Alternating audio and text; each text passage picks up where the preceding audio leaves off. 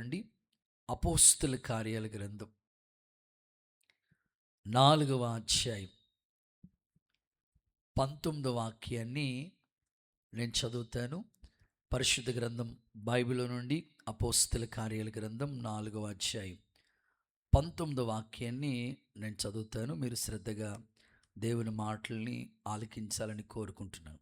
అందుకు పేతురు, యోహాను వారిని చూసి, దేవుని మాట వినుట కంటే మీ మాట వినుట దేవుని దృష్టికి న్యాయమా? మీరే చెప్పండి.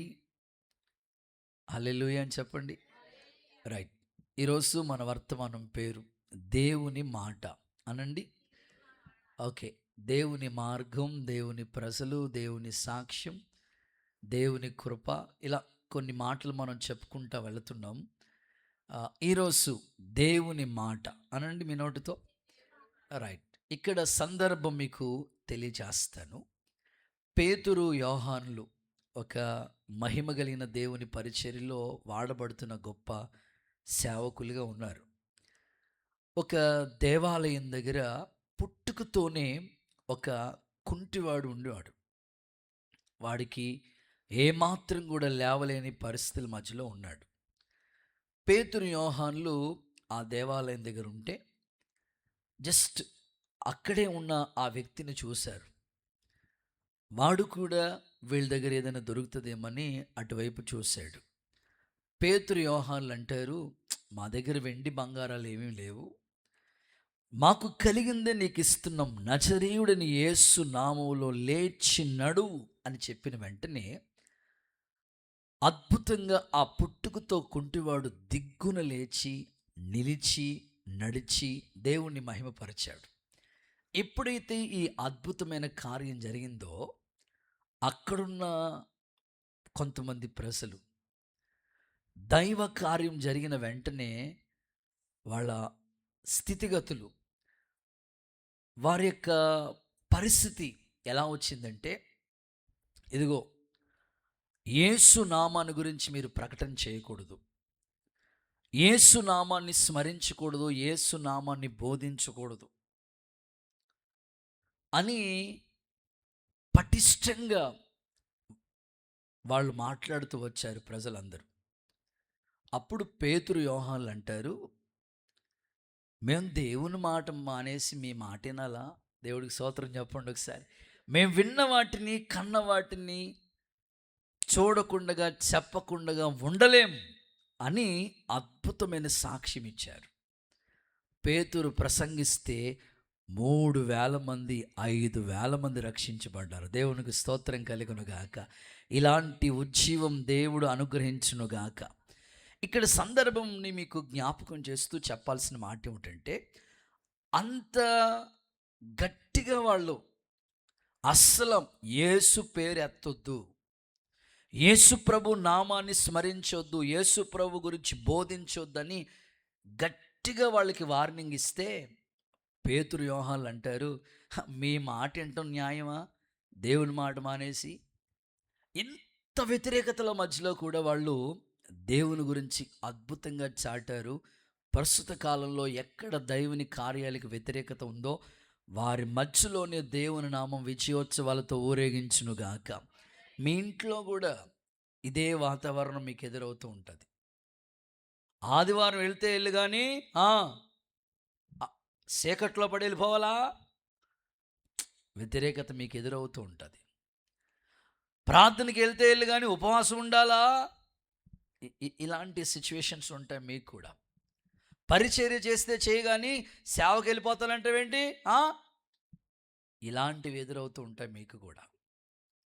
మీరు ఒకటే చెప్పాలి, మా దేవుని మాట వినటం మానేసి మీ మాట వింటామా? దేవుడికి స్తోత్రం చెప్పండి. ఈ తీర్మానంలోనికి సంఘం వచ్చునుగాక. నిజంగా పేతురు, యోహానుల ధైర్యంకి మెచ్చుకోవచ్చండి మనం. వాళ్ళు విద్య లేని పామర్లే కానీ వారితో పాటు యేసయ్య ఉన్నాడని ప్రజలు గుర్తించారు. దేవునికి స్తోత్రం కలుగునుగాక. నిజమేనండి, యేసయ్య ఉంటే మనకు గొప్ప ధైర్యం. ఏదైనా చేయటానికి, ఎలాగైనా ప్రభు గురించి ప్రకటించడానికి ఒక గొప్ప ధైర్యాన్ని ప్రభు ఇస్తాడు. వారు ధైర్యానికి మెచ్చుకోవచ్చు. అసలు వద్దు అన్నా సరే ప్రభు గురించి వారు ధైర్యంగా ప్రకటించారు, చాటించారు. ఈ సందర్భంలో రాయబడిన మాటను మీకు ఒక సందేశంగా మీకు అందించాలని కోరుకుంటున్నాను. కొన్నిసార్లు మన ఆత్మీయ జీవితంలో దేవుని మాటను మీరి, దేవుని మాటను మనం వినకుండగా కొన్ని సందర్భాల్లో మనుషుల మాటలు విన్న సందర్భాలు ప్రతి వ్యక్తి జీవితంలో ఇవి చోటు చేసుకుంటాయి. కొన్నిసార్లు వాళ్ళ మాటలు విని అనేకమైన ఎదురు దెబ్బలు తగిలిన సందర్భాలు కూడా చాలామంది కుటుంబాల్లో వాటిల్లుతూ ఉంటాయి. ఈ రాత్రి చెప్పే పాఠం ఏమిటంటే, నువ్వు వారి మాట వీరి మాట కాకుండా దేవుని నోటి నుంచి వచ్చే ప్రతి మాట జీవం కలిది కనుక, నా మాట చెప్పున చేసేవాడు ప్రతివాడు బండ మీద తన ఇంటిని కట్టుకున్న బుద్ధిమంతుని పోలి ఉంటారు అని ప్రభు చెప్పినట్లుగా, వాన వచ్చిన వరద వచ్చిన గాలి వచ్చిన మన ఇల్లు అనే ఆత్మీయ జీవితం కట్టడం స్థిరంగా ఉండేటట్లుగా దేవుని మాట మీదే మన జీవితాలు కట్టబడునుగాక.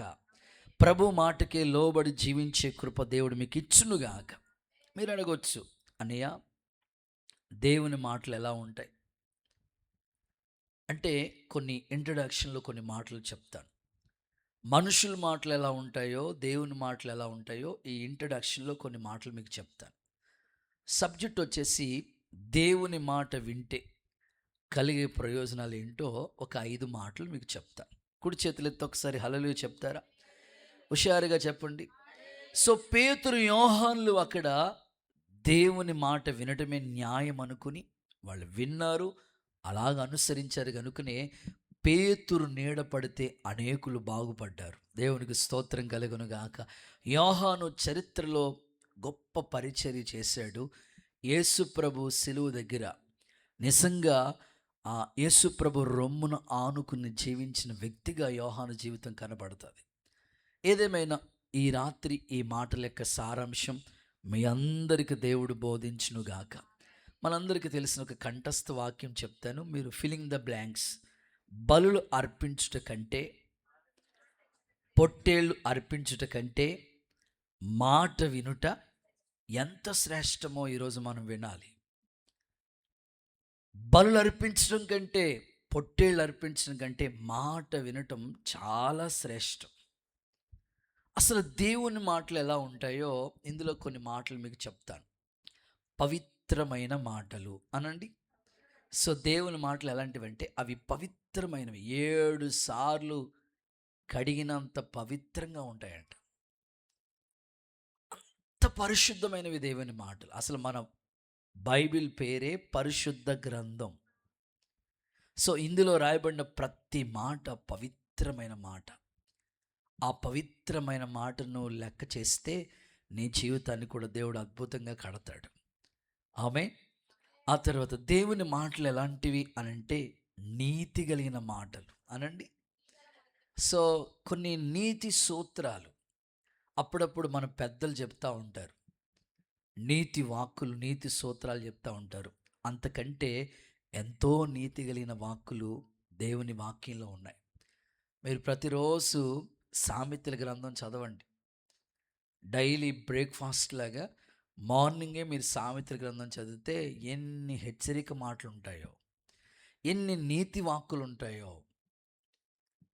పాపము మనిషికి అవమానం తీసుకొస్తుంది, నీతి మనుషులు ఘనతకెక్కటకు కారణం అన్నాడు. ఎంత చక్కని మాట. సో ఇట్లాగా నీతి మాటలు దేవుని వాక్యంలో ఉన్నాయి. నిత్య జీవపు మాటలు. ఏ మాటలు చెప్పండి? నిత్య జీవాన్ని ఇచ్చే మాటలు ఇవి. ఇటర్నల్ లైఫ్, నిత్య జీవం. ఇక్కడతో ఆగిపోయేది కాదు ఇది. యుగయుగాలు ప్రభుతో ఉండడానికి కావలసిన దేవుని నిత్య జీవపు మాటలు. అందుకే పేతురు అంటాడు కదా, నిత్య జీవము గల మాటలను నేను విడిచిపెట్టి ఎక్కడికి వెళ్తామయ్యా మేము? నిత్య జీవాన్ని కలిగించే మాటలు అవి. దయగలిగిన మాటలు. నిజంగా ఆయన మాట్లాడినట్లు ఎవ్వరు ఎప్పుడు ఎన్నడూ మాట్లాడలేదండి. పాపాత్మురైన స్త్రీ రాళ్లతో కొట్టి చంపాలి మోషే ధర్మశాస్త్ర ప్రకారంగా. అలాంటి ఆమెతో ప్రభు అంటారు, అమ్మా అమ్మో, ఎంత చక్కని దయగలిగిన మాట అండి అది.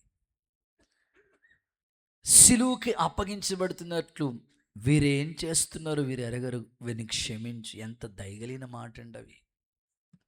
కాబట్టి దేవుని మాటలు దయగలిగినవి, నిత్య జీవం ఇచ్చేవి, నీతి కలిగినవి అండ్ పవిత్రమైనవి.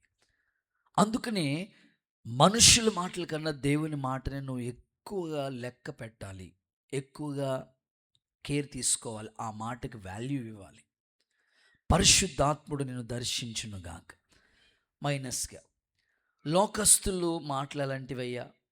ఇప్పుడు దేవుని మాటలు ఎంత గొప్పగా ఉన్నవి, మరి లోకస్తులు మాట్లాడుకునే మాటలు ఉన్నాయి కదా, ఆ మాటలు ఎలాంటివి? మనుషులు మాట్లాడే మాటలు ఎలాంటివి అనంటే వాటి గురించి కూడా చెప్తాను. మనుషులు మాటలు ఎలాంటివి అంటే నిష్ప్రయోజనమైనవి. చెప్పండి, అస్సలు ఎందుకు పనికిరావు ఆ మాటలు, నిష్ప్రయోజనమైనవి.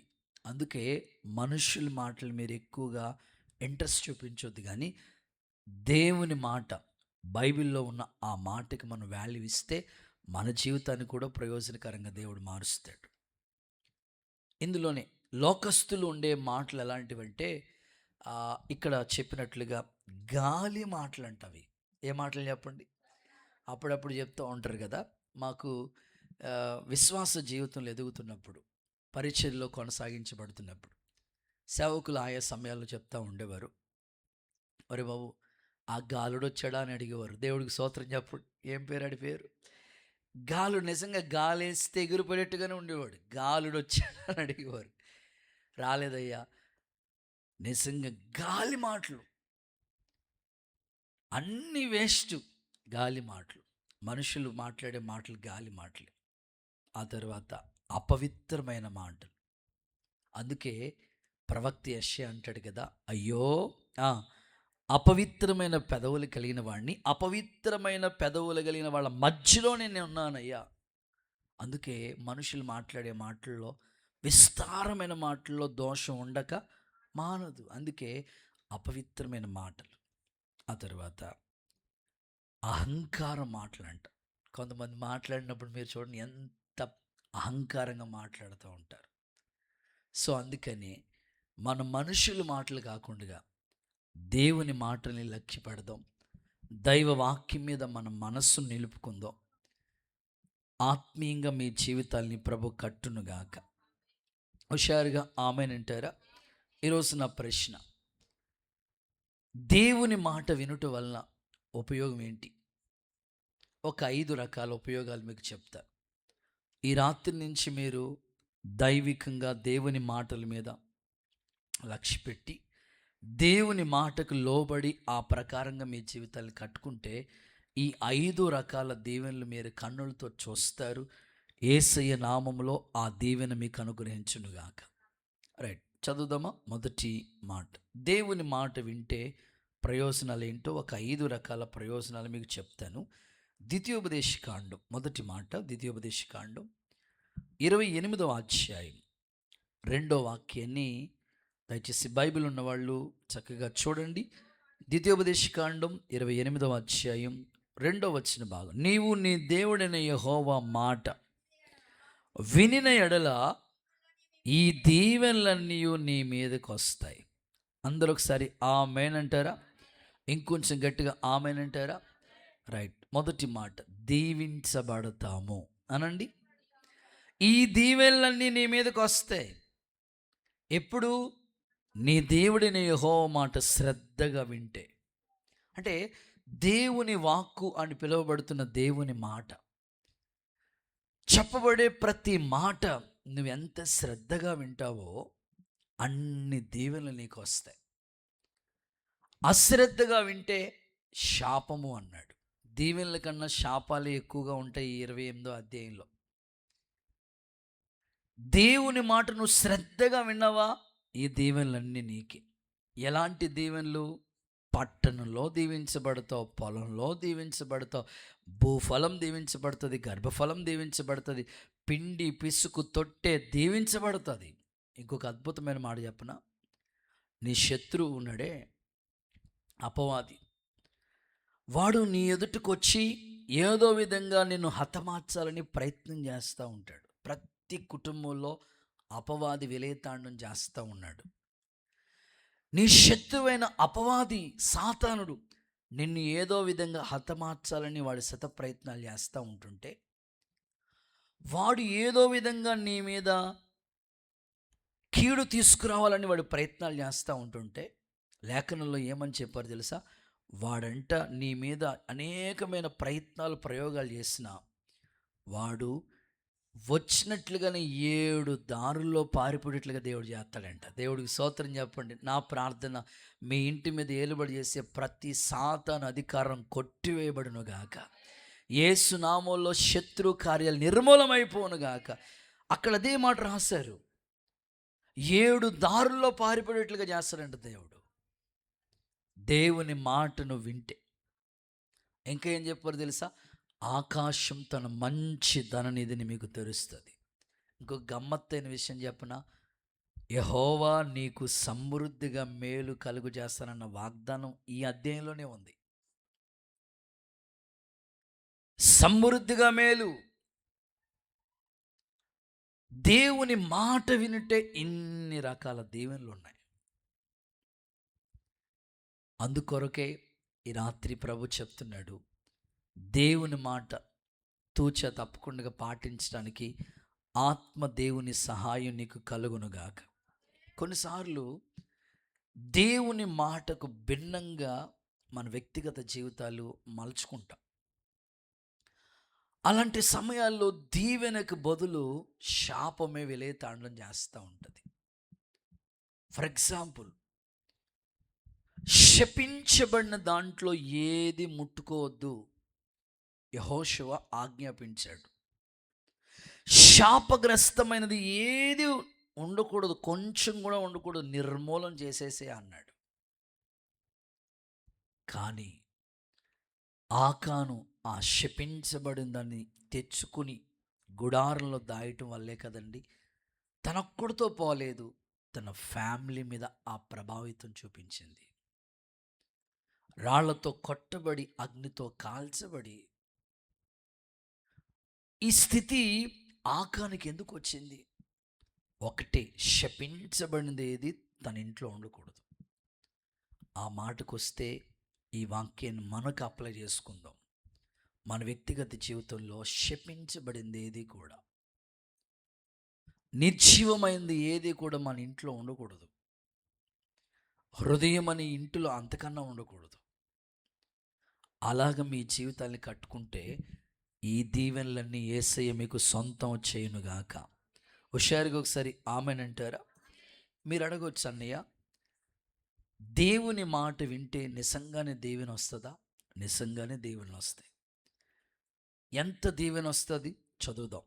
లూకాసు వార్త 5వ అధ్యాయం 5-6 వాక్యాలు చదివితే ఆ మాటలు ఎంతగా దీవించబడతామో రాసి పెట్టారు. ఏలినవాడ, రాత్రి అంతయు మేము ప్రయాసపడతాము గాని మాకేమీ దొరకలేదు. అయినను నీ మాట చొప్పున. ఎవరి మాట?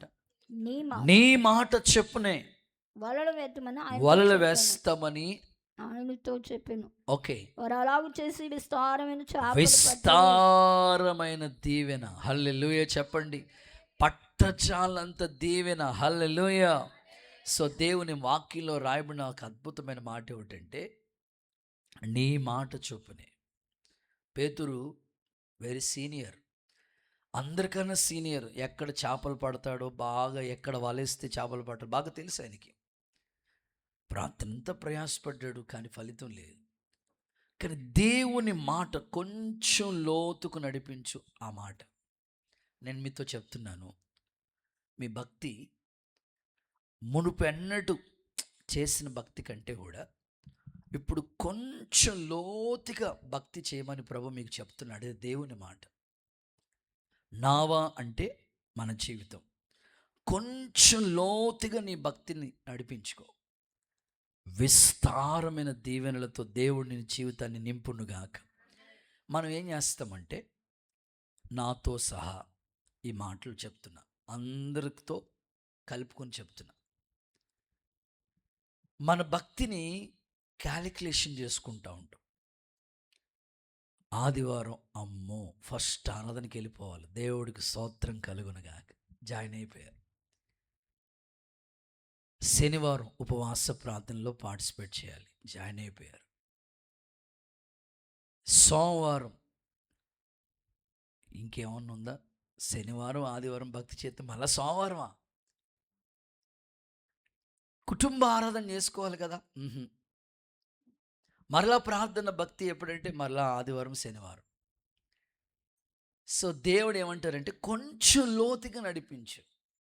అంటే చేసిన భక్తిని మనం క్యాలిక్యులేషన్ చేసుకుంటాం, కానీ చేయవలసిన భక్తి చాలా ఉంది.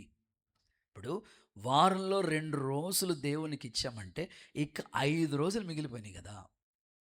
ఈ 5 రోజులు కూడా ఇంట్లోనే కుటుంబ ఆరాధన. మీకు అన్ని చోట్లకి అన్ని స్థలాల్లో జరిగే కోటికలకి రావడానికి అవకాశం లేదు కనుక ఇంట్లోనే ఉదయకాలం స్తోత్ర ప్రార్థన, సాయంకాలం కుటుంబ ప్రార్థన. సో ఈ భక్తికి సంబంధించిన లోతైన అనుభవాలు ఎక్కడ తగ్గకూడదు. ఎప్పుడైతే ఆ భక్తికి సంబంధించిన లోతైన అనుభవాలు తగ్గిపోతూ ఉంటాయో దేవుని మాట మనలో క్రియ జరగదు. ఎప్పుడైతే దేవుని మాట మనలో క్రియ జరగదో దీవెనలు ఆగిపోతూ ఉంటాయి. దేవుడు కోరుకునేది ఏమిటంటే విస్తారమైన దీవెనలు. నాకు ఒక మాట గుర్తొచ్చింది, చెప్పన ఆపన మీరందరూ సీరియస్గా ఉన్నారు, గట్టిగా ఒకసారి చేతులొప్పుతూ హల్లెలూయా చెప్పండి. విస్తారమైన దీవెన అంటే చెప్తాను. మేము చదువుకునే టైంలో మాకు హై స్కూల్ 1 కిలోమీటర్ దూరం, చిన్న స్కూల్ అయితే 1/2 కిలోమీటర్ దూరం. చిన్న స్కూల్ దగ్గరికి అయితే నడిచి వెళ్ళిపోయేవాళ్ళం. హై స్కూల్ కదా, ఇక సైకిల్ ఒకటి ఉండేది నాకు, సైకిల్ మీద వెళ్ళేవాళ్ళు. అక్కోళ్ళు చదువుకున్నప్పుడు సైకిల్ ఏమి లేదు, నడకే వాళ్ళకి. మాకు వచ్చినప్పటికి సైకిల్ కొనిపెట్టారు. సరే సైకిల్ మీద వెళ్తూ ఉన్నమాట. పొద్దున్నే ట్యూషన్కి వెళ్ళాలి, అట్నుంచి అటే స్కూల్కి వెళ్ళిపోవాలి, మరలా ఇంటికి వచ్చి ఫ్రెష్ అయ్యి మళ్ళీ ట్యూషన్కి వెళ్ళాలి. సో ఇది టైం టేబుల్. రోజులు గడుస్తూ ఉన్నాయి. సో మా ఇంటికాడి నుంచి హై స్కూల్కి వెళ్ళే దారిలో జస్ట్ వాకబుల్ డిస్టెన్స్ మాకు, జస్ట్ మెయిన్ రోడ్ ఎక్కిన వెంటనే 2 టర్నింగ్లు ఉంటాయి. ఎస్ ఆకారంలో 2 రకాల టర్నింగ్లు ఉంటాయి అన్నమాట.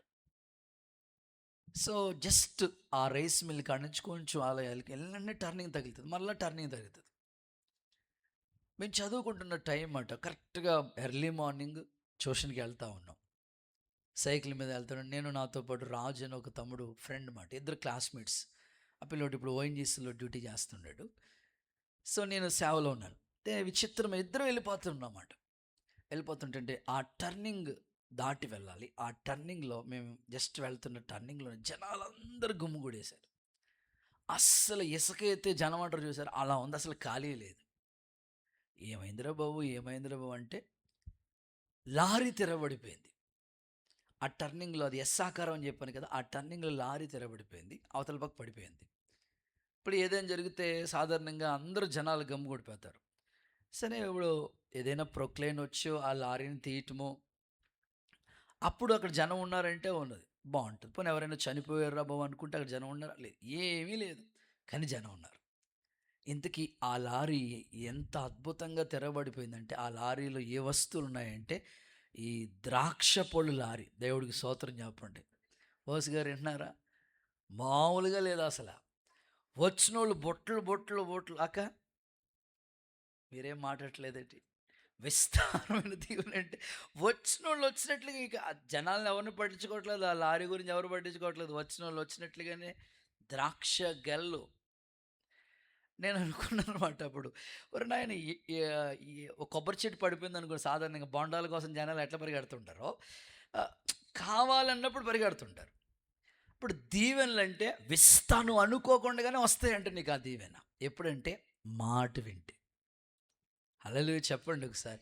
అసలు వలలు పెగిలిపోయినంతగా దీవించబడ్డారు పేతురు. ఈ రాత్రి నేను ఆశపడేది ఏంటంటే మీరు కూడా, దీవెనలు ఉన్నాయి కానీ విస్తారంగా లేవు. ఈ సంవత్సరం వాగ్దానం గుర్తు చేసుకోండి, సమృద్ధి అన్నాడు కదా దేవుడు.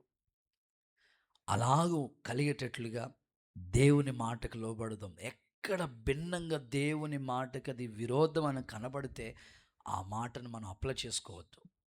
ఇది వాక్యానికి విరోధంగా ఉంది, ఈ మాట నేను పాటించకూడదు అని నీ అంతట నీకే, నీ అంతరాత్మకి వచ్చేసేయాల ఆ భావన. యేసునాథుడు అలాంటి కృప మీకు ఇచ్చునుగాక.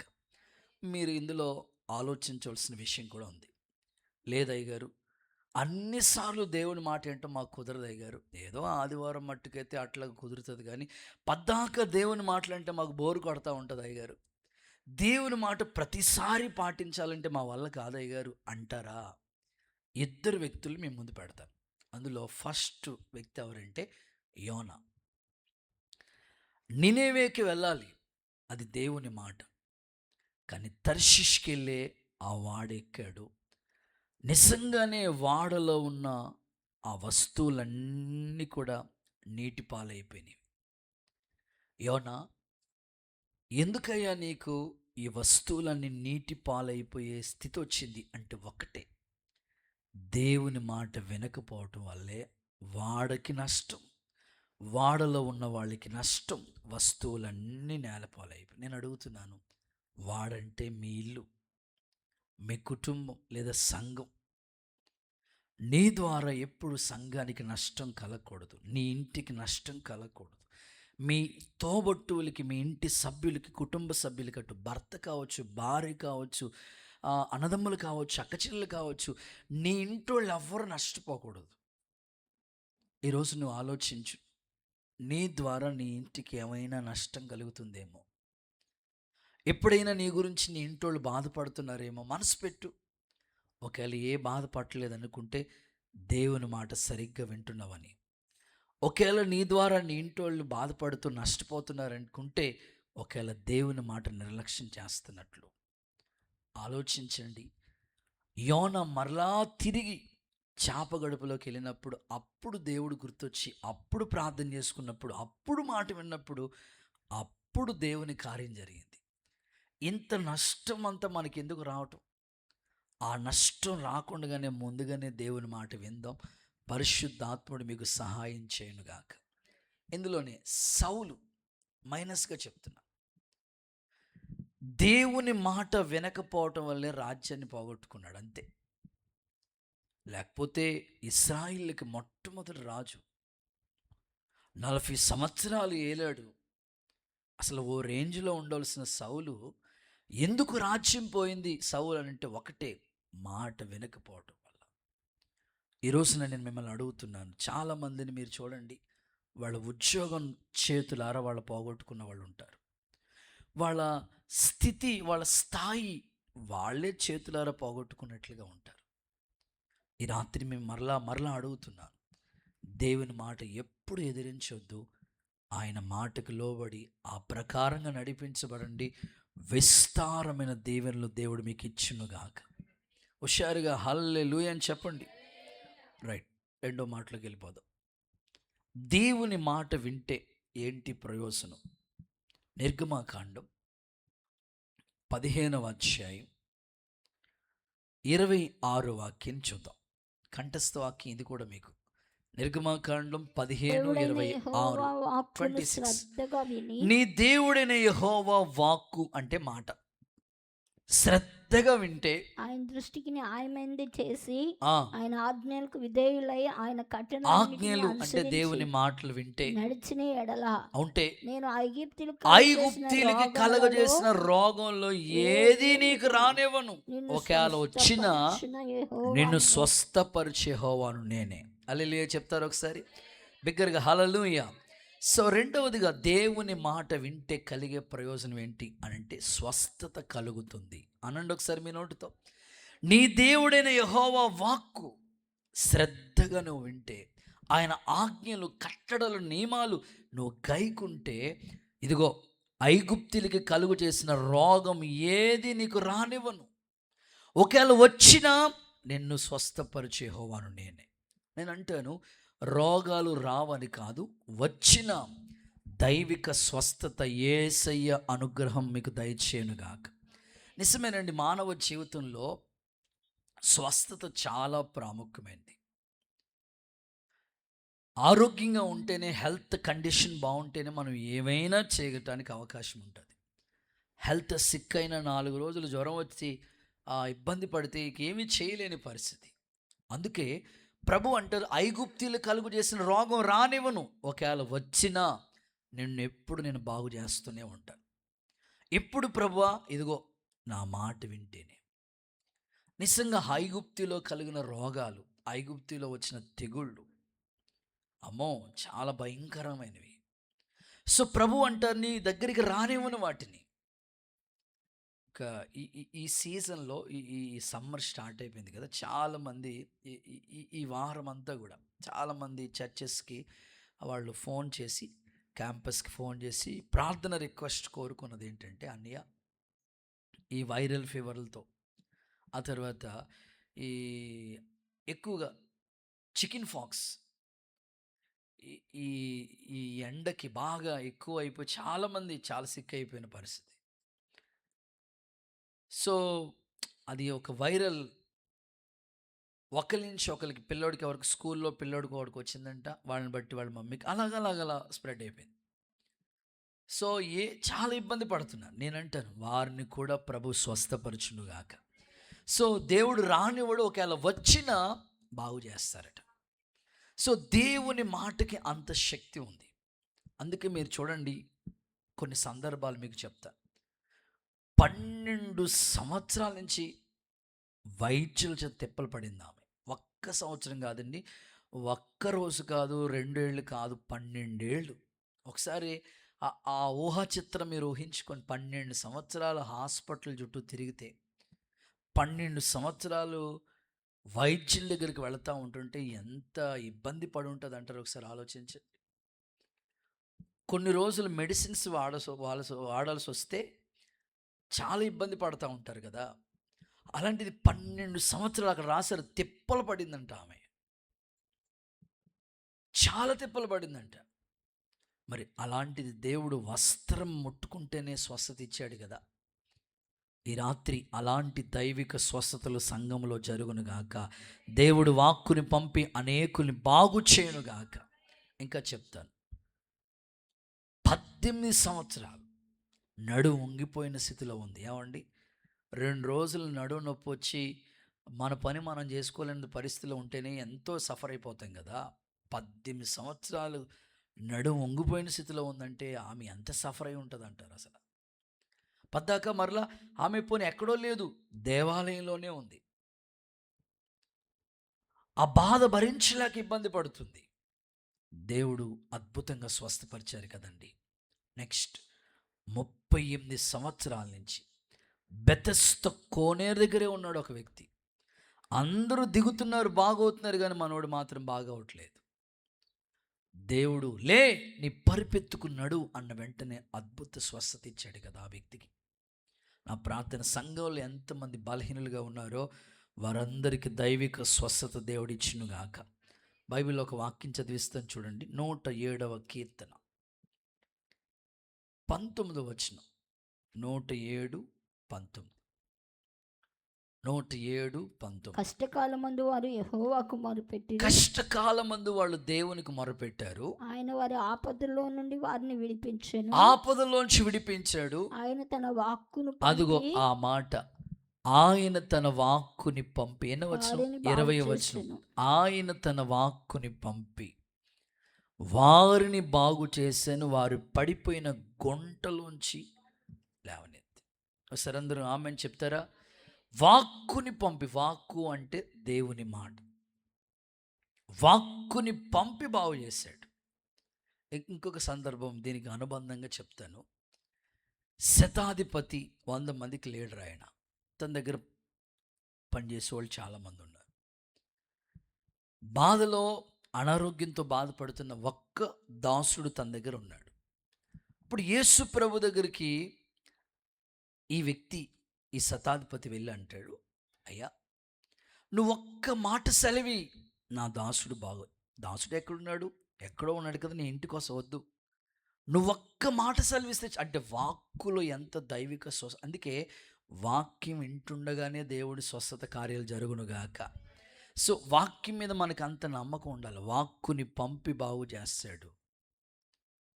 వాక్కుని పంపి బాగు చేస్తాడు. కొన్నిసార్లు మీ విశ్వాస పరిమాణం ఎలా ఉంటుందంటే, మేమేదో చేతులుంటే స్వస్థత కలుగుతుందని మీకు ఒక నమ్మకం ఉండొచ్చు. ఓకే.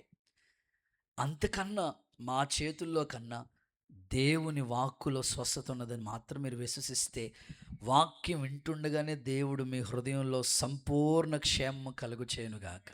అంత పరిపూర్ణ నమ్మకం దేవుడు మీకు కలుగు చేయనుగాక. సో దైవికమైన స్వస్థత అనేది ప్రతి ఒక్కరు అనుభవించాలి. స్వస్థత 3 రకాలుగా ఉంటుంది. ఇందులో మీకు ఏబిసి అని 3 మాటలు చెప్తా. స్వస్థత 3 రకాలుగా ఉంటుంది. ఒకటి శారీరక స్వస్థత. ఇది అందరికీ కావలసిన స్వస్థత. శరీరంలో అనేకమైన బలహీనతలు ఏర్పడుతూ ఉంటాయి. ఏదో ఒక అనారోగ్య పరిస్థితి, అది బాగా అవుతుంది, దేవుడు బాగు చేస్తాడు. వాగ్దానం ఉంది కదా, గుండె చెదరిన వారిని బాగు చేస్తాను. అతడు పొందిన దెబ్బల్లో స్వస్థత కలుగుతుంది. ఇది శారీరక స్వస్థత. సో బి ఏంటంటే మానసిక మానసిక మానసిక రోగం. ఇది ప్రతి వారు ఎదుర్కొంటున్న స్థితి. పైకి అందరు బాగుండొచ్చు, కానీ మానసికంగా మనోవేదన, కొంతమంది మనోవేదన పడుతూ ఉంటారు. మానసికంగా ఎవరికి చెప్పుకోలేరు, అది మానసికంగా బాధపడిపోతూ ఉంటారు. సో ఆ విషయంలో కూడా దేవుడు స్వస్థపరచాలి. మానసిక రోగం, మానసికంగా చూడండి, కొన్ని సందర్భాలు మీకు చెప్తాను. చేతులెత్తి ఒక్కసారి హల్లెలూయా చెప్పండి. సో ఇంట్లో తల్లిదండ్రులు ఉంటారు, పిల్లల్ని కన్నందుకు వాళ్ళని పెంచి పెద్దోళ్ళని చేసి ప్రయోజకులు చేయాలని తలంపు తల్లిదండ్రులకు ఉంటుంది. వాళ్ళు చదివిస్తారు, ఫీజులు కడతారు, ఏదో చిన్నదో పెద్దదో వాళ్ళకి కలిగి ఉన్నది ఆ పిల్లోడి కొరకు అన్నీ రెడీ చేస్తూ ఉంటారు.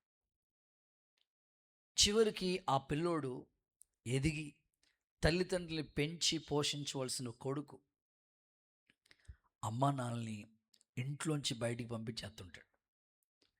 నిజంగా ఆ పరిస్థితి, ఆ పేరెంట్స్ ఎంత మానసికంగా నలిగిపోతుంటారు. కొన్నిసార్లు ఇంట్లోనే ఉంటారు, కానీ వాళ్ళని ఇంట్లోకి రానివ్వరు, సరిగ్గా చూడరు, పట్టించుకోరు. ఆ తల్లిదండ్రులు మానసికంగా ఒత్తిడి. సో ఇలాంటివి చాలా, ఒకటి కాదు, చాలా మానసికంగా కొన్ని ఒత్తిడులు ఉంటాయి. సో ఆ విషయంలో కూడా దేవుడే స్వస్థపరచునుగాక.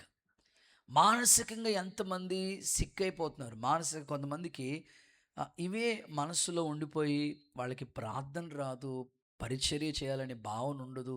సో ఏది చేయకుండా అలా నలిగిపోతూ ఉంటారు. ఎందుకంటే మానసికంగా వాళ్ళకి వచ్చే ఒత్తిడి అలా ఉంటుంది.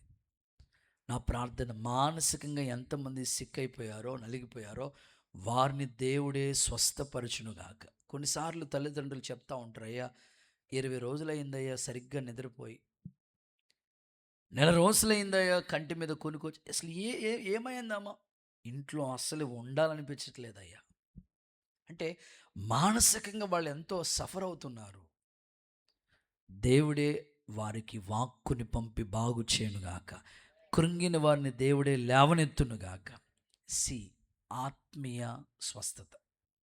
ఆత్మీయంగా కొంతమంది రోగంతో బాధపడుతుంటారు. అంటే ఆత్మీయ రోగం అంటే ఇది అచ్చు తెలుగులో చెప్తాను.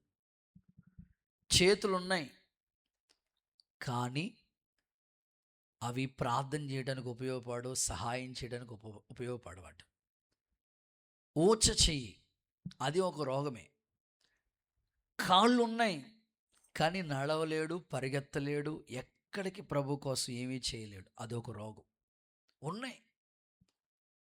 ఆ తర్వాత నోరుంది, ప్రభు గురించి సాక్ష్యం ఇవ్వలేరు.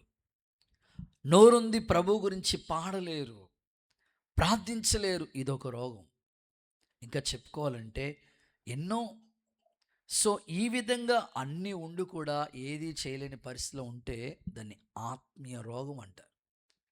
అలాంటి వారిని కూడా దేవుని మాటను పంపి వారిని బాగు చేయనుగాక. చూడండి, ఒక వాగ్దానం మీకు చదివిస్తాను. మలాకి గ్రంథం 4వ అధ్యాయం రెండో వాక్యం ఒకసారి చూడండి. మలాకి గ్రంథం అయితే నా 4:2. నామమందు భయభక్తులు గలవారగు మీకు తన నామమందు భయభక్తులు కలిగిన మీకు నీతి సూర్యుడు నీతి సూర్యుడు ఉదయిస్తాడు. ఆయన రెక్కల్లో మీకు ఆరోగ్యం కలుగుతుంది. ఒకసారి అందరూ ఆమేన్ చెప్తారా? నా ప్రార్థన, దేవుని రెక్కల నీడలో ఉన్న ఆరోగ్యం మీకు అందరికి దేవుడు దయచేయను గాక. ఇటు శారీరకంగా, భౌతికంగా, మానసికంగా ఏదైనా కావచ్చు. అది దేవుని మాటను పంపే దేవుడు మిమ్మల్ని స్వస్థతగా మలచి ఆరోగ్యం ఇచ్చి దీర్ఘాయుతో తృప్తిపరిచి సజీవ లెక్కలో దేవుని ఎదుట, సంఘం ఎదుట మిమ్మల్ని ఒక సాక్షిగా ప్రభు నిలబెట్టునుగాక. ఆ ప్రార్థన. ఓకే, మూడో మాటలకు వెళ్ళిపోతాం. థర్డ్ వన్, దేవుని మాట వింటే 1 దీవించబడతాం, 2 స్వస్థత కలుగుతుంది, 3 యెషయా ప్రవచన గ్రంథం 1వ అధ్యాయం 19వ వాక్య భాగం. యెషయా గ్రంథం 1వ అధ్యాయం 19వ వాక్యం. మీరు సమ్మతించి నా మాట వినిన ఎడల మీరు భూమి యొక్క మంచి పదార్థాలన్నీ అనుభవిస్తారు. ఇంకా సమ్మతింపక తిరగబడిన ఎడల తిరగబడితే నిశ్చయముగా మీరు ఖడ్గము ఇంకేమీ లేదు. దేవుడికి స్తోత్రం చెప్పండి ఒకసారి. ఇంకేమీ లేదు, ఖడ్గం పాలవటం అంటే ఇంకేమీ లేదు. సో మూడవదిగా భూమి యొక్క మంచి పదార్థాలు అనుభవిస్తారు. మీ పక్కలతో చెప్పండి ఆ మాట. భూమి యొక్క రాత్రి కానీ భూమి యొక్క మంచి పదార్థాలు అనుభవిస్తారు. ఆమేన్. ఓకే, భూమి యొక్క మంచి పదార్థాలు. సో దేవుని సందులో దీన్ని ఆత్మీయంగా కూడా చెప్తాను. భూమి యొక్క మంచి పదార్థాలు సమ్మతించి నా మాట వింటే మీరు ఈ ఫలాలన్నీ కూడా అనుభవిస్తారు. భూమి యొక్క మంచి పదార్థాలు చెప్పుకోవాలంటే ఏ సీజన్లో ఆ సీజన్ ఫ్రూట్ వస్తుంది కదా, అవునా కదా? ఇప్పుడు ఏ సీజను? సమ్మర్. ఇప్పుడు మ్యాంగో ఫ్రూటీ, ఆ తర్వాత పనసకాయ ఈ సీజన్లో వస్తూ ఉంటాయి. శీతాకాలంలో సీతాఫలం. ఇట్లా కొన్ని సీజన్లకి కొన్ని ఫ్రూట్స్ వస్తూ ఉంటాయి. సో భూమి యొక్క మంచి పదార్థాలు. సో భూమిలో మొలకెత్తి పండే ప్రతి పంట దేవుడు మనకి దీవెనగా మారుస్తాడు. కానీ ఆదాము అవ్వలు ఏదైనా తోటలో దేవుని మాట వినకపోవటం వల్ల భూమి నేల శపించబడింది. ఏదైనా తోటలోంచి వాళ్ళు బయటికి గెంటి వేయబడ్డారు. ఏదైనాలో 7 రకాల ఆశీర్వాదాలు దేవుడు వాళ్ళకి ఇస్తే దేవుని మాట వినకపోవటం వల్ల ఆ ఆశీర్వాదాలన్నీ పోయినాయి వాళ్ళకి. ఈరోజు ప్రభు చెప్తున్నాడు, భూమి యొక్క మంచి పదార్థాలు ఎప్పుడు అంటే దేవుని మాట వింటేనే. అప్పుడప్పుడు మీలో చాలామంది కుటుంబాల గురించి మాట్లాడుకునేటప్పుడు మీ ఇంటోళ్ళు ఏది తింటారో, లేకపోతే మీ భర్త ఏది తింటాడో, మీ భార్య ఏది తింటారో, మీ పిల్లలు ఏది తింటారో ఒక మంచి వంట చేసి పెట్టాలని ఏదో భావన మీకు ఉంటుంది. దేవుడు కూడా ఏమంటారంటే మంచి పదార్థాలు మీకు ఇవ్వాలని ఆయన ఆశపడతాడు. కానీ ఆ ఫలం అనుభవించకుండా దేవుని మాట వినకపోవటం వల్ల ఎంత నష్టం. దీన్ని కొంచెం ఆత్మీయంగా మీకు చెప్పడానికి ఇష్టపడతాను. చూడండి ఒకసారి మలాకి గ్రంథంలోకి రండి. 3వ అధ్యాయం 11వ వాక్యం చూడండి. మలాకి గ్రంథం 3:11. నీ పంటను తినివేసే పురుగులను నేను గద్దిస్తాను, అవి మీ భూమి పంటను నాశనం చేయవు. మీ ద్రాక్ష చెట్లు, చూడండి ఆ మాట చూడండి, మీ పంటను తినివేసే పురుగులు నేను గద్దిస్తాను, అవి మీ భూమి పంటను నాశనం చేయవు. మీ ద్రాక్ష చెట్లు అకాల ఫలము రాల్చక ఉంటాయి. సైన్యములకు అధిపతి యెహోవా ఇలాగు సెలవిస్తున్నాడు. నెక్స్ట్, అప్పుడు ఆనందకరమైన దేశంలో మీరు నివసింతురు కనుక అన్యజనులందరూ మిమ్మల్ని ధన్యులందరని. చూడండి ఆ సందర్భాలన్నీ మనం చూస్తే భూమిని పంటను నాశనం చేసే ఆ పురుగుని నేను నాశనం చేస్తానని ప్రభు చెప్తాను. 11వ వచనంలో రాయబడిన మాట ఏంటంటే ఆ పంట మన చేతికి రాకుండా వచ్చే ఆ పురుగుని నేను నాశనం చేస్తాను. చాలామంది పంటలు పండిస్తూ ఉన్నారు. భూమి యొక్క మంచి ఫలాలు వాళ్ళు అనుభవించాలి, చాలా పెట్టుబడి పెడుతున్నారు. కానీ ఫలం అనేది వాళ్ళ చేతికి రావట్లేదు. ఎందుకంటే ఏదో ఒక పురుగు ఆ పంటను నాశనం చేస్తూ ఉంది, డ్యామేజ్ అయిపోతుంది పంట అంతా. దేవుడు అంటారు, ఈ పంటను నాశనం చేసే చీడ పురుగులన్నీ నేను నాశనం చేస్తాను. అందరూ ఒకసారి ఆమెన్ చెప్తారా? 4 రకాల పురుగులు ఉన్నాయి అక్కడ. 4 రకాల పురుగులు ఆ యోవేలు గ్రంథంలో సందర్భాన్ని బట్టి చెప్తాడు. చీడ పురుగు, పసరు పురుగు, మిడతలు, గొంగల పురుగు, ఈ 4 రకాల పురుగులు పంటను నాశనం చేసేసినాయి. ప్రస్తుతం కూడా ఆత్మీయ పంట మన చేతికి రాకుండా పంటను నాశనం చేసే ఈ పురుగులు, భక్తిని నాశనం చేసే ఈ పురుగులు పొరపాటున మన దగ్గరికి రాకుండా యేసయ్య మీ పంటను కాపాడుకునే కృపదేవుడు మీకు ఇచ్చునుగాక. భూమి యొక్క మంచి పదార్థాలన్నీ మీరు అనుభవించే భాగ్యం దేవుడు మీకు ఇచ్చునుగాక. నిర్గమాకాండం 23:25. నిర్గమాకాండం 23:25 చూడండి. అక్కడ చక్కని మాట ప్రభు చెప్తాడు, నేను నీ ఆహారాన్ని, నీ దేవుడిని యెహోవాను సేవించాలి, అప్పుడు ఆయన నీ ఆహారాన్ని పానమును దీవిస్తాడు. చూడండి, అక్కడ సందర్భాన్ని బట్టి మనం చూస్తే నీ ఆహారాన్ని, నీ పానీయాన్ని దేవుడు దీవిస్తాడు. నేను ఒక ఇంటికి భోజనానికి కనిపించారు. వెళితే ఆ ఇంటి యొక్క స్పెషల్ చూస్తే నాకు భలే ఆశ్చర్యం అనిపిస్తుంది. ఏంటంటే ఆ హాల్లోకి జస్ట్ ఎంట్రన్స్లో వెళితే ఆ పైన ఒక వాగ్దానం పెట్టారు, ఈ ఇంటికి యేసుక్రీస్తు అధిపతి. బాగుంది, ఈ గృహానికి యేసుక్రీస్తు అధిపతి. లోపలికి వెళ్ళాం. ఆ హాల్లోకి వెళ్ళినప్పటికీ ఒక చక్కని భోజన బల్ల ఉందన్నమాట. అక్కడ వాగ్దానం పెట్టారు, నీ భోజన బల్ల చుట్టూ మాట్లాడండి. చక్కగా ఏ సందర్భానికి వాగ్దానాలు పెట్టారన్నమాట. నీ భోజన బల్ల చుట్టూ నీ పిల్లలు ఒలివ మొక్కవలే ఉంటారు. సరే, హ్యాండ్ వాష్ చేసుకుందామని కిచెన్లోకి వెళితే నీ ఆహారాన్ని, ఈ వాగ్దానం పెట్టారన్నమాట, నీ ఆహారాన్ని, నీ పానీయాన్ని దేవుడు దీవిస్తాడు. నిజమేనండి, మనం తినే ప్రతి ఆహారాన్ని ఆయన దీవించాలి. ఒక్కరు కూడా ఆమెను చెప్పలేదు. కొంతమందికి ముందుకు రావటమే పాపం, ఇంకా అసలు ప్రార్థన కూడా ఉండదు. ఆహారాన్ని, పానీయాన్ని ఆయన దీవించాలి. ఆయన దీవిస్తే, ఆయన సెలవిస్తే ఆహారం పరిశుద్ధపరచబడుతుంది. అక్కడదే చెప్తాడు, అప్పుడు ఏ రోగం దరికి రాకుండా చేస్తారట. ఆయన దీవిస్తున్నప్పుడు వాస్తవంగా చెప్పుకోవాలంటే అనారోగ్యాలు వచ్చే విధానంలో ఒక కోణం ఏంటంటే, అంటే అనారోగ్యాలు వచ్చేవి అనేక విధాలుగా ఉన్నాయి. అందులో ఒక కోణం ఏంటంటే తినే ఆహారాన్ని బట్టే కదా. ఒక కోణం డాక్టర్స్ చెప్పేదంటే ఒక కోణం, తాగే నీళ్ళు, తినే ఆహారం బట్టి కొంచెం హెల్త్ సమస్యలు వస్తూ ఉంటాయి. సో దేవుడు అంటారు, వాటిని నేను దీవిస్తాను, పంటను పాడు చేసే ఆ పురుగుని నేను నాశనం చేస్తాను. దేవుడు ఇలాంటి కృప మీకు అనుగ్రహించునుగాక. రైట్, త్వరగా ముందుకెళ్దాం. 4వ మాట, దేవుని మాట వింటే. యోబు గ్రంథం 36వ అధ్యాయం 11వ వచనం చూడండి. యోబు గ్రంథం 36:11.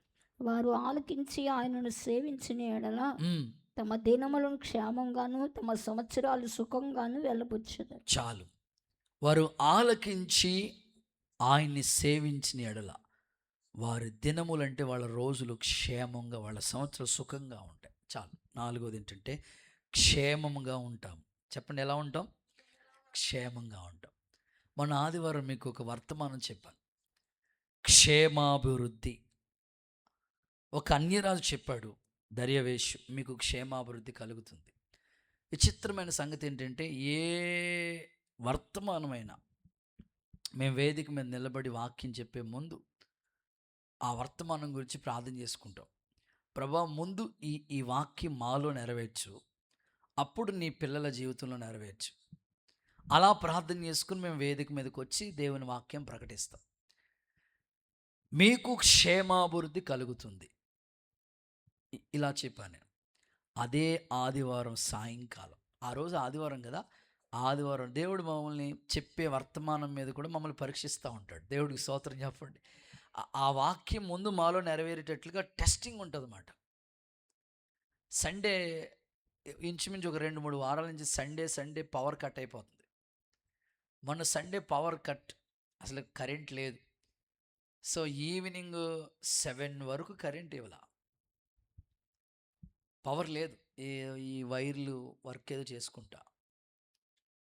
సరే మేము ఉదయకాలం ఆరాధనలన్నీ చూసుకున్నాం. తర్వాత ఈ బైబిల్కి సంబంధించిన పేపర్లు అవి కరెక్షన్స్ చూసుకుంటా రికార్డులో రాసుకుంటున్నాను అనమాట, ఈ మార్క్ లిస్టులన్నీ కూడా. సరే మళ్ళీ ప్రేయర్కి ఇవన్నీ సిద్ధపరుస్తూ ఉన్నప్పుడు చీకటి పడిపోయింది కదా, లైట్ ఏనన్నా కరెంట్ లేదు. పైన మనకి ఈ స్ట్రీట్ లైట్లు వెలగట్లేదు, పైన గ్లో సైన్ బోర్డు వెలగట్లేదు, కరెంట్ లేదు, పవర్ కట్ అయిపోయింది. సరే కరెంట్ వస్తుందిలే, ఒక లైట్ వేసి ఉంచు, స్ట్రీట్ లైట్లు ఎవరైనా రావటం ఇబ్బంది కదా ఉంటుంది, ఎవరో ఒకరు ప్రతిరోజు సాయంకాలాలు ప్రార్థన చేయడానికి ఎవరో ఒకరు వస్తారు కదా అని కరెక్ట్గా వీళ్ళు స్విచ్ చేసి ఉంచున్నారు. అంతే, ఒకేసారి హై పవర్, హై వోల్టేజ్ వచ్చింది. వాస్తవంగా హై వోల్టేజ్ వచ్చినప్పుడు అన్నీ కాలిపోవాలి. నాకు ఆ వాగ్దానం గుర్తొచ్చింది, మీకు క్షేమాభివృద్ధి కలుగునుగాక. స్తోత్రం చెప్పండి. దేవుడు కృప అని చెప్పాలి. ఒక్క ఫ్యాను ఒక లైట్ తప్ప అన్నీ బాగున్నాయి. దేవుడికి స్తోత్రం. అంటే ముందు మనల్ని టెస్ట్ చేస్తాం. ఏ సబ్జెక్ట్ ఇక్కడ నిలబడి మేము చెప్పినా ముందు ఆ వాక్యం మాలో పరీక్ష పుటం వేసి తిని ఇబ్బంది కొలువులో నిన్ను పరీక్షించాను. ఏదైనా ఒక వాగ్దానం గురించి చెప్పినా, ఒక సబ్జెక్టు గురించి చెప్పినా ముందు అది మాలో క్రియ జరగాలి, అప్పుడు మీలో క్రియ జరుగుతుంది అన్నమాట. సో మేము వైజాగ్ ప్రయాణాలు చేసాం, జర్నీస్ ప్రయాణాలే. సో ప్రయాణాల్లో దేవుడు క్షేమం కలుగు చేశాడు. మీరు ప్రయాణమే వచ్చారు, క్షేమం కలుగు చేశాడు. అంటే ప్రతిదీ కూడా దేవుడు మాట అక్షరాల ముందు సేవకుల జీవితాల్లో నెరవేర్చి అప్పుడు మీ జీవితాల్లో నెరవేరుస్తాడు. ఒక సేవకుడికి నేను కోరుకున్నది ఏమిటంటే, ఆలకించి నా మాట వింటే మీకు క్షేమాభివృద్ధి, క్షేమం కలుగుతుంది అన్నాడు. అలాగే సుఖం కలుగుతుంది. ఎంతమంది సుఖంగా ఉండాలనుకుంటున్నారో సార్ చేయొద్దండి. నిజమే, ఏసీలో ఉంటే సుఖంగా ఉంటామా, ఏసీలో ఉంటే సుఖంగా ఉంటారా? సో సుఖంగా ఉండాలంటే ఒక మాట చదివిస్తాను మీకు. తిమోతికి రాసిన మొదటి పత్రిక 2వ అధ్యాయం 1-2 వాక్యాలు చూడండి ఒకసారి. తిమోతికి రాసిన మొదటి పత్రిక 2వ అధ్యాయం 1-2 వాక్యాలు. మనము సంపూర్ణ భక్తియు మాన్యతయు కలిగి నెమ్మదిగాను సుఖంగాను నెమ్మదిగాను బ్రతుకు నిమిత్తం అన్నిటికంటే ముఖ్యముగా మనుషులందరి కొరకును, రాసుల కొరకును, అధికారులందరి కొరకును విజ్ఞాపనలను ప్రార్థనలు చేయాలని హెచ్చరించుచున్నాను. బ్రతిమాలుకుంటున్నాను. ఏం చేస్తున్నాడంట పౌలు? హెచ్చరిస్తున్నాడంట. అంటే మీరు క్షేమంగా ఉండాలంటే ప్రేయర్ అందరి కొరకు ప్రార్థన చేయండి. అప్పుడు మీరు భూమి మీద సుఖంగాను క్షేమంగా ఉంటారు.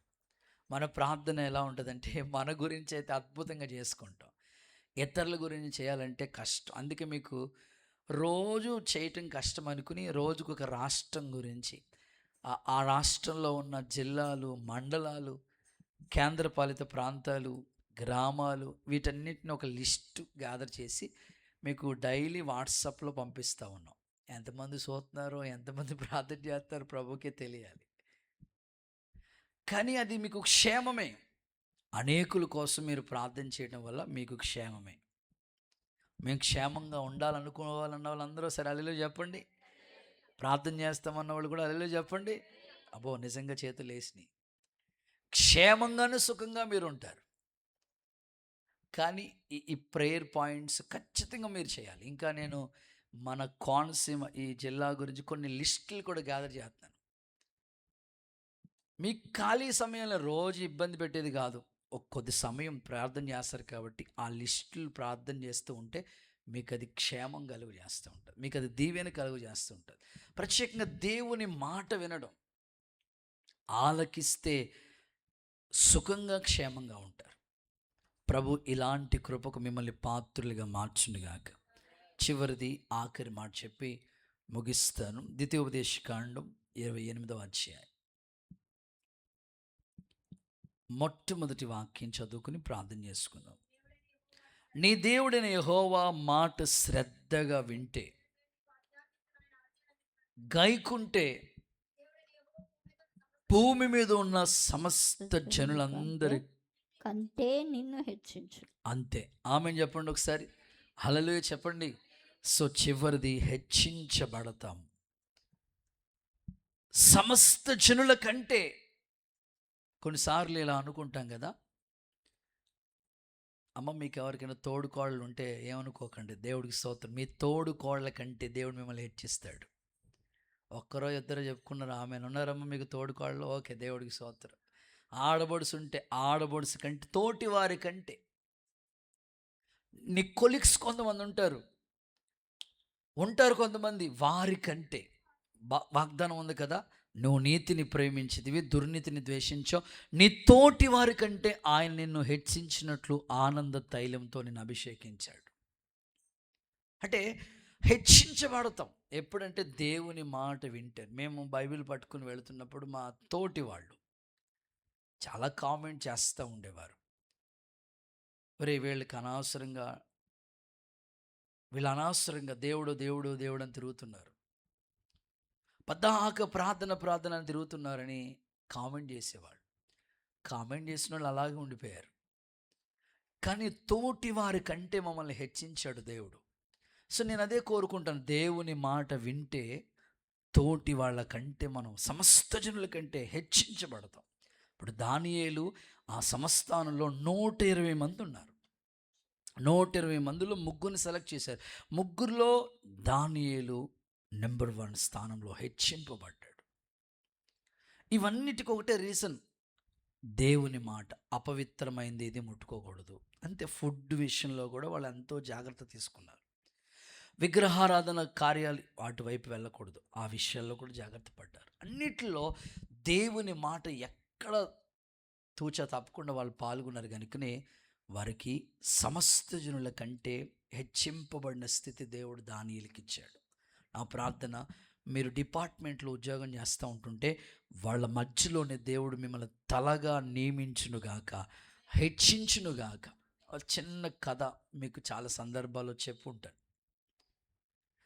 దేవుని మాటను ఎట్టి పరిస్థితుల్లో మనం ధిక్కరించకూడదు. అది దేవుని మాట కనుక మనుషులందరి మాట కంటే గొప్ప చేయాలి. దేవుని మాటను మనం హైలైట్ చేయాలి. ఆ మాటను ఖచ్చితంగా మనం పాటించి తీరాలి. మీకు అందరికీ తెలిసినట్లుగా ఒక చిన్న సందర్భం మీకు చెప్పి ప్రార్థన చేసి ముగిస్తాం. ఎందుకంటే కొన్నిసార్లు దేవుని మాట మనల్ని వినకుండా అపవాది అనేకమైన ఆటంకాలు కలుగు చేస్తూ ఉంటాడు. వాడి పనేంటో తెలుసా? సమయం కొంచెమే అని వాడికి తెలిసిందంటే మనకు తెలియలేదు.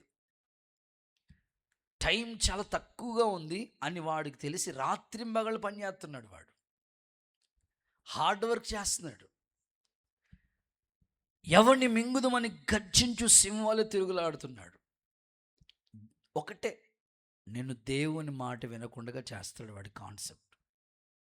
వాళ్ళ మాట వీళ్ళ మాట అందరి మాట విన్నట్లుగా చేస్తాడు, కానీ దేవుని మాట పొరపాటును కూడా వినివ్వడు, చేయనివ్వడు. అలాగ చేయలేకుండా ఉన్నప్పుడు ఈ దీవెనలు మనకు దూరం అయిపోతూ ఉంటాయి. తోటి వాళ్ళు హెచ్చించబడుతున్నారు, మనమేమో తగ్గించబడుతున్నాం. తోటి వాళ్ళు దీవించబడుతున్నారు, మనకేమో ఆ దీవెన ఒక్కటి కూడా రావట్లేదు. దీనికి కారణం ఒకటే, దేవుని మాట ఎక్కడో ఒకటి వినకుండా ఒకవేళ మనం అలాగ నడిపించబడుతున్నాం. మేము ఒకసారి మన అంతరంగాన్ని పరిశీలన చేసుకుందాం. ఆత్మీయంగా ఆలోచిద్దాం. ఎక్కడ దేవుని వాక్యం నేను పాటించట్లేదు, ఎక్కడ దేవుని మాటను ఎదిరిస్తున్నాను, ఎక్కడ దేవుని ఆ వాక్యానికి భిన్నంగా ప్రవర్తిస్తున్నాను. ఒకసారి మీరు మనసు పెట్టండి. ఆ మనసులో ఆలోచనలు వచ్చినప్పుడు నిజమే, ఈ మాట నాలో ఇంకా నెరవేర్చబడలేదు, ఈ మాటలో ఈ మాటకు నేను ఇంకా ఏకీభవించలేకపోతున్నాను. ప్రభా, ఆ మాట చెప్పున చేయటానికి, ఆ మాట చెప్పున వల వేయటానికి, ఆ మాట చెప్పున ఇంటిని కట్టడానికి, ఆ మాట చెప్పున చక్కగా క్రమపరచబడటానికి నాకు ఒక అవకాశం ఇవ్వండి అని చక్కని తీర్మానాలతో మీరు అడుగులు వేస్తే తప్పకుండా ఆయన మీ ఆత్మీయ జీవితాన్ని నూతనమైన కోణంలో నడిపించునుగాక. ఒకసారి చేతుల పైకెత్తి ఆమెనంటారా? నిజంగానే, ఖచ్చితంగానే. నేను చాలాసార్లు గుర్తు చేసి ఉంటాను మీకు. కొన్నిసార్లు ఈ ఈ ఈ పక్షులు ఉంటాయి కదా, పక్షికి 2 రెక్కలు ఉంటాయి. మానవ జీవితం కూడా స్తుతి అనేది ఒక రెక్క, ప్రార్థన అనేది మరొక రెక్కగా ఉంటేనే మనం ఎగురుతాం. ఈ పక్షికి కొన్ని పక్షి పిల్లలు, చిన్న పక్షులు, ఇంకా చెప్పుకోవాలంటే కొన్ని పక్షులు ఖచ్చితంగా ఆ పక్షి ఆ పిల్లలతో చెప్పిందంట, ఇదిగో వేటగాడు వస్తాడు జాగ్రత్త. ఆ మాట విన్నాయి, వేటగాడు వస్తాడు జాగ్రత్త. ఇదే ఊత పదంగా అయిపోయింది వాళ్ళకి. వేటగాడు వస్తాడు జాగ్రత్త, వేటగాడు వస్తాడు జాగ్రత్త. తర్వాత చెప్పిందంట ఈ పక్షి, ఇదిగో వేటగాడు వచ్చిన తర్వాత గింజలు వేస్తాడు జాగ్రత్త. మళ్ళీ ఇవి అనుకుంటున్నాయంటే గింజలు వేస్తాడు జాగ్రత్త జాగ్రత్త. ఆ తర్వాత వల వేస్తాడు జాగ్రత్త జాగ్రత్త జాగ్రత్త అనుకుంటున్నాయి. ఆ తర్వాత మెడ విరుస్తాడు జాగ్రత్త. విన్నాయి, తల్లి చెప్పగానే చెప్పింది, వింటానే ఉన్నాయి, కానీ ఏ జాగ్రత్త తీసుకోలేదు. గీత దాటొద్దు అని చెప్పింది. కొన్నిసార్లు తల్లిదండ్రులు చెప్పే మాటలు పిల్లలకి ఎలా ఉంటాయంటే, మీరైతే ఎక్కడికైనా వెళ్ళవచ్చా, మేము వెళ్ళకూడదా? స్తోత్రం చెప్పండి ఒకసారి. అలా అనుకుంటారు తల్లిదండ్రులు చెప్పే మాటలు పిల్లలు. నువ్వు ఎక్కడికైనా వెళ్ళిపోవచ్చు అమ్మ, పద్దాక నేను వెళ్ళకూడదా? ఇట్లా అనుకుంటారు. ఇన్ని జాగ్రత్తలు చెప్పినా సరే ఏ మాట లోపలికి వెళ్ళలేదు, బుర్రలోకి వెళ్ళలేదు. జాగ్రత్త జాగ్రత్త జాగ్రత్త, వేటగాడు రానే వచ్చాడు, వల వేసాడు, ఆ బాణం విసిరాడు, గింజలు వేశాడు, వాళ్ళలో పట్టుకున్నాడు, మెడ విరిశాడు, జాగ్రత్త మాత్రం తీసుకోలేదు. అలాగే అపవాది కూడా దేవుని మాట మనల్ని వినకుండా ఏదో విధంగా మనల్ని డైవర్ట్ చేస్తూ ఉంటాడు. అందుకే ఈ రాత్రి ఏ విషయంలో ఇంకా మీరు దేవుని మాట వినకుండా, ఆ ఆశీర్వాదం మీకు సొంతం కాకుండా ఏది ఆటంకంగా ఉందో ఈ రాత్రి ఒకసారి పరిశీలించండి, ఆలోచించండి, అన్వేషించండి. పరిశుద్ధాత్ముడు చక్కని మార్గాలు గుండా మిమ్మల్ని నడిపించునుగాక. ఒక చిన్న సందర్భం చెప్తాను మీకు ఇంకా బాగా అర్థం అవడం కోసం. ఓ తల్లి చెప్తే విన్నాను. పాపం పట్టుపట్టి చెప్పగానే చెప్పారంట వాళ్ళ ఇంటోళ్ళు. భార్యాభర్తలు ఇద్దరు కూడా ఆలోచించుకున్నారంట, వద్దులే మనకి ఇది అని. కానీ వాళ్ళ ఇంటోళ్ళు, వాళ్ళ బంధువులు ఎవరైనా బాధపడతారనుకుని వాళ్ళ మాట విని ప్రతిదీ వాళ్ళ మాట విని ఏదో ఒక్కోటి ప్రతిదీ, పోనీ ఏదో ఒకటి అని కదా, ప్రతిదీ కూడా వాళ్ళు ఏమైనా అనుకుంటారేమో, వాళ్ళు ఏమైనా ఫీల్ అవుతారేమో అనుకుని, పోన్లే సర్లే పెద్దోళ్ళు కదా అని అట్లాగా ప్రతిదీ వాళ్ళ మాట చెప్పుని చేసి చివరికి వాళ్ళు చెప్పే మాట ఏమిటంటే, అయ్యా ప్రతిదీ వేస్ట్ అయిపోయింది, వాళ్ళు అంటున్న మాట, అయ్యా ప్రతిదీ వేస్ట్ అయిపోయింది. ఎందుకు ఇలా జరిగింది? చివర్లు అంటారు, అయ్యో వాళ్ళ మాట విన్నాం. ఒకవేళ ఈ రాత్రి ఎవరెవరు మాట విని మీరు ఇంతవరకు ఎన్నో ప్రయాసపడ్డారేమో, వేస్ట్ అయిపోయిందని బాధపడుతున్నారేమో. ఇదిగో ఈ 5 రకాల దీవెనలు దేవుడు నీకు ఇవ్వాలని కోరుకుంటున్నాడు. పేతురు యోహానుల ధైర్యం చూడండి. వద్దు, ప్రకటించొద్దు అన్న సమయంలో కూడా మీ మాట వినటం కాదు, న్యాయం కాదు, దేవుని మాట మేము వింటామని వాళ్ళు అద్భుతంగా ప్రకటించారు, దేవుని కొరకు సాక్షిగా బ్రతికారు. నా ప్రార్థన, ఎట్టి పరిస్థితుల్లో కూడా దేవుని మాట చెప్పునే మీరు చేయండి. దేవుని మాట చొప్పునే మీ కుటుంబాల్లో పిల్లల భవిష్యత్తు విషయంలో కూడా దేవుని మాట చెప్పుతోనే అడుగులు వేయండి. కొన్నిసార్లు ఈ పెళ్లి సంబంధాలు చూసే ప్రయత్నాల్లో దేవుని మాట ఏ మాత్రం లెక్క చేయకుండా ప్రయత్నాలు చేస్తూ ఉంటారు. ఒక గవర్నమెంట్ ఉద్యోగం ఉంటే చాలు అనే ఒక ఎస్టిమేషన్లో కొంతమంది తల్లిదండ్రులకు ఉంటుంది. ఉండనివ్వండి, మంచిదే, ఉండాలి. అయితే వాళ్ళకి ఎంత గవర్నమెంట్ జాబ్ ఉన్నా వాళ్ళ భక్తి పరులో కాదనేది ఒక్కటి, అది మాత్రం ఆలోచించండి. ఆస్తిపాస్తుంటే చాలు, పర్వాలేదులే, ఓకే, ఆస్తిపాస్తులు ఉంటే కాదు, భక్తి కూడా క్యాలిక్యులేషన్ చేయండి. ఎందుకంటే భక్తి ఉన్న వాళ్ళకి మనకి ఇంక చెప్పక్కర్లేదు, వాళ్ళు ఎలా గౌరవించాలి, ఎలా చూసుకోవాలి అన్నీ ఆలోచిస్తారు. కనుక ఏ విషయంలో దేవుని మాట తృణీకరించారో ఈ రాత్రి ఆలోచించండి, మనసు పెట్టండి. ఈ 5 రకాల దీవెనల చేత దేవుడు మిమ్మల్ని నింపునుగాక. నేను ముగిస్తున్నాను. దేవుని మాట వింటే 1 దీవించబడతాం, 2 స్వస్థత కలుగుతుంది, 3 భూమి యొక్క మంచి పదార్థాలు మీరు అనుభవిస్తారు, 4ది క్షేమంగా మీరు ఉంటారు, 5వది హెచ్చించబడతారు. ఇలాంటి దీవెనల చేత దేవుడు మిమ్మల్ని నడిపించునుగాక. దయచేసి అందరూ మోకరించండి, ఆ కళ్ళు మూసుకోండి, తల వంచండి. ప్రభు మాటలో ఉన్న శక్తిని మనం అనుభవిస్తూ ఈ 5 రకాల దీవెనలు మనం పొందేటట్లుగా ఒక్కసారి 2 చేతులు పైకెత్తి అందరూ చెప్పండి, స్తోత్రమయ్యా, స్తోత్రమయ్యా, స్తోత్రమయ్యా అని చెప్పండి. నా మాట చొప్పున చేసేవాడు బండ మీద ఇంటిని కట్టుకున్న బుద్ధిమంతుని పోలి ఉంటారు.